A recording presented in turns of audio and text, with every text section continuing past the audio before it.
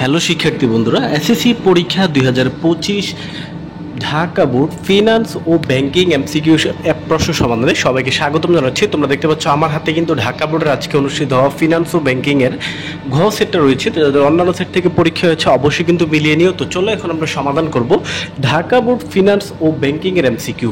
তো ঢাকা বোর্ডের শিক্ষার্থী বন্ধুরা ধৈর্য সহকারে ভিডিওটা দেখো এবং বন্ধু বান্ধবের কাছে শেয়ার করে দাও যাতে করে সবাই সমাধানটা পেতে পারে।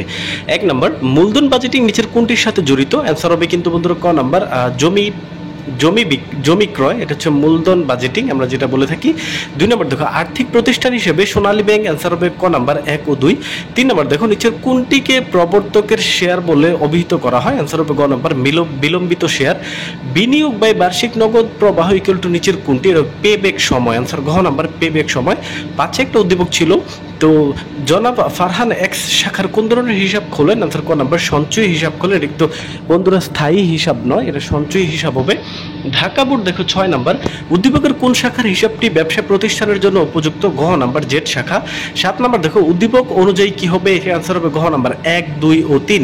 ঢাকা বোর্ড ফিনান্স ও ব্যাংকিং ইএআর এর পূর্ণরূপ কি? অ্যান্সার হবে ইফেক্টিভ অ্যানুয়াল রেট, গ নাম্বার 9। নিচের কোনটি ধাক্কাটা চেকের ক্ষেত্রে প্রযোজ্য? খ নাম্বার চেকের অর্থ কোন হিসাবে জমা দিয়ে উত্তোলন করতে হয়। 10 নম্বর, একটি ব্যাংকের চেক অন্য আরেকটি ব্যাংকে জমা করে চেকের অর্থ সংগ্রহ করলে নিচের কোন কাজটি সম্পন্ন হবে? অ্যান্সার হবে খ নাম্বার নিকাশ ঘর। 11 দেখো, নিচের কোন সেবাটির জন্য গ্রাহক ব্যাংককে নির্দিষ্ট পরিমাণ ভাড়া প্রদান করে থাকে? অ্যান্সার ক নাম্বার ইজারা। 12 নম্বর, বাংলাদেশের ব্যাংকের নির্বাহী প্রধানকে? অ্যান্সার হবে গ নাম্বার গভর্নর।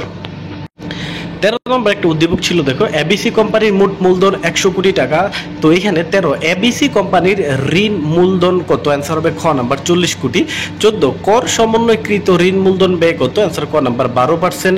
15 মূলধন মিশ্রণে এবিসি কোম্পানির বিবেচনা করবে কি? এটার অ্যান্সার ঘ নাম্বার 1, 2 ও 3 তিনটাই বিবেচনা করবে। এখানে দেখো করের পরিমাণ হ্রাস পাবে কিনা এটাও কিন্তু বিবেচনা করবে। তো 1, 2, 3 হবে না, এটা 1, 2, 3 হবে। 16 স্বল্প ব্যয়ে অধিক মুনাফা ব্যাংকিং ব্যবসার কোন নীতির অন্তর্গত? ঘ নাম্বার মিতব্যয়ী নীতি। 17 বহুবিধ উৎস থেকে তহবিল সংগ্রহ করা হলে অর্থায়নের কোন নীতি অনুসৃত হয়? গ নাম্বার বৈচিত্র্যায়ন ও ঝুঁকি বন্টন।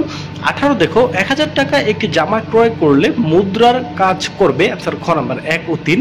19 নম্বর, নিচের কোনটির বিনিময়ে বাণিজ্যিক ব্যাংক কমিশন আদায় করে? অ্যান্সার হবে ক নাম্বার প্রত্যয়পত্র। বিল বাট্টাগরণ নয়, অ্যান্সার হবে ক নাম্বার প্রত্যয়পত্র। 20 নম্বর, বাংলাদেশে কয়টি স্টক এক্সচেঞ্জ আছে? খ নাম্বার 2টি। 21 নিচের কোনটি থেকে সঞ্চালিত তহবিল গঠন করা হয়? ঘ নাম্বার অবন্টিত মুনাফা থেকে। ঢাকা বোর্ড ফিনান্স ও ব্যাংকিং 22 নম্বর, বাণিজ্যিক ঘাটতি পূরণের বিশেষ ভূমিকা রাখে কোনটি? ক নাম্বার রেমিটেন্স।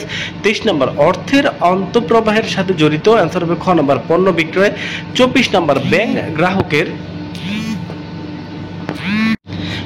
গ্রাহকের হিসাব সম্পর্কিত তথ্য প্রকাশ করতে পারে? ঘ নাম্বার 1, 2 ও 3।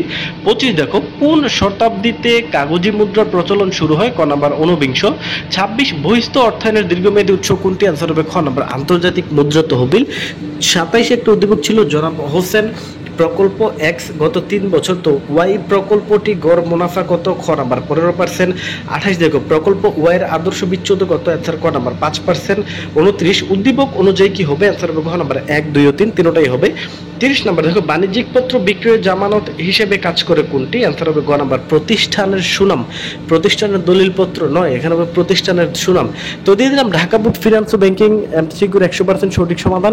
যারা অন্যান্য বোর্ড আছে অবশ্যই চ্যানেলটা সাবস্ক্রাইব করে কিছুক্ষণের মধ্যে সমাধান পেয়ে যাবে। ধন্যবাদ সবাইকে।